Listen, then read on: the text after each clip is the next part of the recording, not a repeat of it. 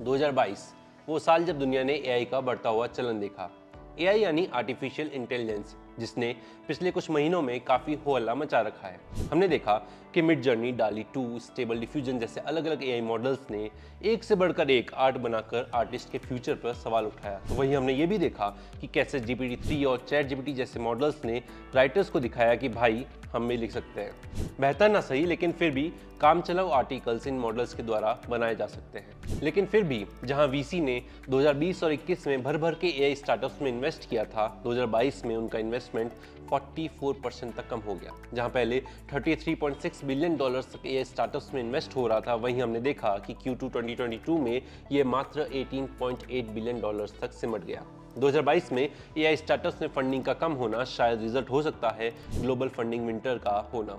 Recession की बढ़ती सुगबुगाहट के साथ वीसी ने भी अपने फंड एआई स्टार्टअप्स की तरफ भेजने थोड़े कम कर दिए हैं, और इसी कारण शायद 4 ऐसे स्टार्टअप्स जो एआई की फील्ड में काम कर रहे थे उन्हें 2022 में बंद होना पड़ा।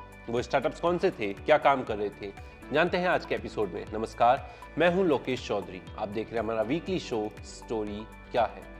एग्रो एआई 2017 में लॉन्च हुआ एक ऐसा स्टार्टअप जिसके बारे में हम पहले भी बात कर चुके हैं। इसी साल 2000 अक्टूबर में बंद हुआ था।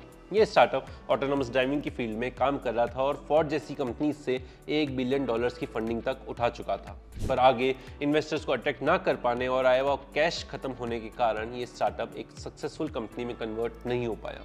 काइट, जो कि एडम स्मिथ के द्वारा 2014 में लॉन्च हुआ था, वो काम कर रहा था एआई असिस्टेड टूल की डायरेक्शन में, जो डेवलपर्स को जल्दी कोड लिखने में मदद करता। ये टूल डेवलपर कम्युनिटी में काफ़ी फेमस हो गया था और गिटहब कोपायलट के मेन स्ट्रीम बनने से काफ़ी टाइम पहले काइट इस लाइन में काम कर रहा था। लेकिन नवंबर में काइट को अपने ऑपरेशंस बंद करने पड़े। काइट का कॉन्सेप्ट अच्छा था, लेकिन वो उसके अराउंड बिजनेस नहीं बना पाया।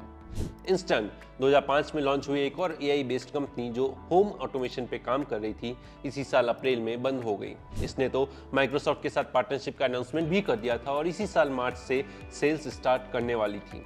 लेकिन दूसरे कंपटीटर्स का बाजार में आना और कोरोना का हवाला देते हुए कंपनी मैनेजमेंट ने ऑपरेशंस बंद करना ठीक समझा।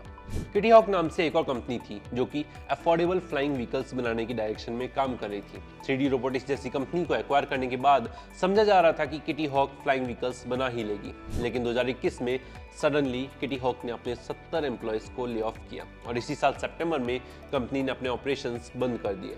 आपको क्या लगता है, इन कंपनीज का बंद होना इंडिया के बढ़ते हुए एआई सेगमेंट पे कुछ असर डालेगा? हमें कमेंट करके जरूर बताएं। और अगर आपको state of AI in India report 2022 जो कि एनालिटिक्स इंडिया मैगजीन की रिसर्च टीम ने तैयार की है, उसको पढ़ने में इंटरेस्ट है, तो आप डिस्क्रिप्शन बॉक्स में दिए गए लिंक पे क्लिक कर सकते हैं। धन्यवाद।